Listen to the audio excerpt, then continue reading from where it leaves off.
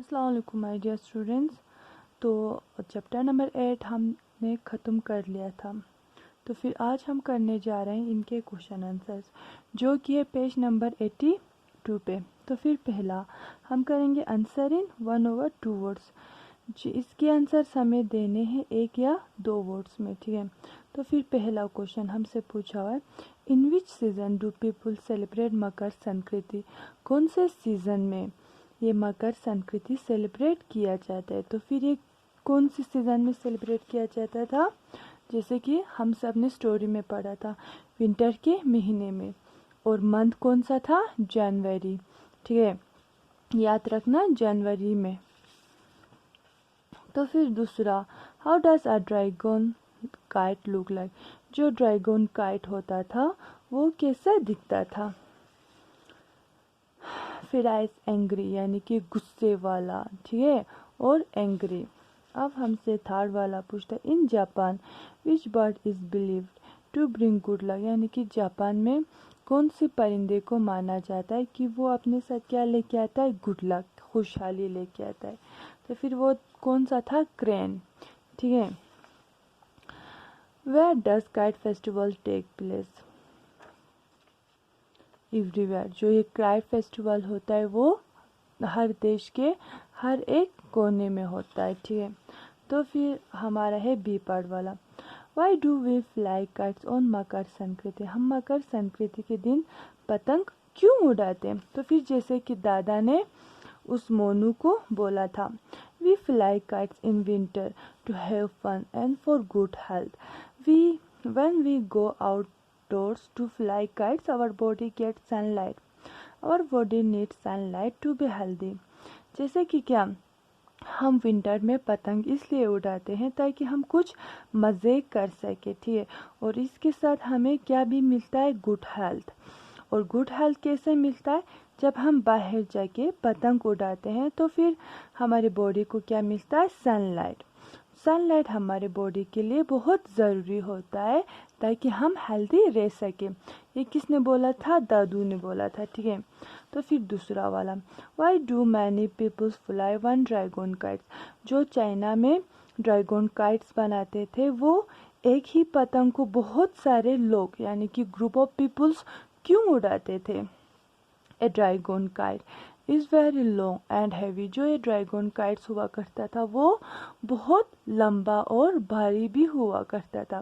This is why many people fly one dragon kite. ये एक वजह है जिसके लिए क्या, एक पतंग को उड़ाने के लिए बहुत लोगों की ज़रूरत पड़ता था। अब third question, why do peoples in Japan fly kites. जो जापान में लोग काइट्स क्यों उड़ाते थे, ठीक है। In Japan peoples fly kites at the birth of a baby. Japan में पतंग कब उड़ाते थे, जब किसी बेबी का जन्म होता था, या फिर सेलिब्रेट करने के लिए क्या, राइस हार्वेस्ट, जब फसल को काटते हैं, ठीक है। अब फोर्थ वाला, how do kite fighters try to win kite fight. जो काइट फाइटर्स यानी कि जो पतंग उड़ाने वाले लोग होते हैं वो खुद को जीतने के लिए क्या क्या करते हैं, ठीक है। तो फिर इसका आंसर है, some kite fighters coat the kite string with a bit of glass as the kite fly through the air, each kite tries to cut the string of the other. जो काइट फाइटर्स यानी कि जो लोग पतंग उड़ाते हैं वो लोग क्या करते हैं, अपनी स्ट्रिंग को किससे कोट करते हैं, ग्लास से, यानी कि शीशे से, ताकि जब ये पतंग हवा में उड़े तो ये एक पतंग दूसरे पतंग को जाके काटे, ठीक है, और फिर वो जीत जाए। इसीलिए वो लोग स्ट्रिंग पे क्या कोट करते थे, ग्लास। अब आता है हमारा सी पार्ट वाला, जो कि है थिंक एंड आंसर। हमें सोच के इन क्वेश्चंस के क्या आंसर्स देने। Why do kite fighters coat their kite string with glass. जो काइट फाइटर्स होते थे वो अपने काइट्स को, ठीक है, ग्लास के साथ क्यों कोट करते थे। Kite fighters coat kite string with glass to make the string sharp, ठीक है, ये शॉप है, SHRAP sharp. With a sharp string they can cut the string of other kites and win the fights. जो ये kite fighters होते हैं वो लोग अपने काइट के स्ट्रिंग को किससे कोट करते थे, यानी कि किससे कवर करते थे, ग्लास से, शीशा से, ताकि वो क्या बने, शार्प यानी कि नोकीला बने। और ये जब शार्प स्ट्रिंग क्या करे, एक साथ मतलब दूसरे पतंग को काट दे, ठीक है, और वो लोग जीत जाए। इसीलिए वो लोग अपने स्ट्रिंग्स को किसके साथ कवर करते थे, ग्लास के साथ। डिड मोनू यौन बिकॉज ही वॉज बोर्ड, क्या मोनू को यौन यानी कि यौन बोलते हैं हम, हा बोलते हैं ना उसे, क्या मोनू यौन इसलिए कर रहे थे क्योंकि वो बोर हो रहा था? नो, नहीं। He was not bored, Monu bore नहीं हो रहा था। He was enjoying listening to दादा, उसे तो क्या मज़ा आ रहा था दादा को सुनने में।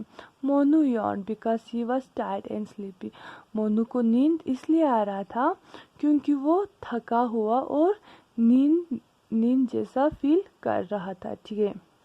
तो फिर इसके क्वेश्चन आंसर्स हमने कर लिए। कल करेंगे हम ग्रामर का पोर्शन, जो कि होगा पेज नंबर फिर से 82 पे। Thank you.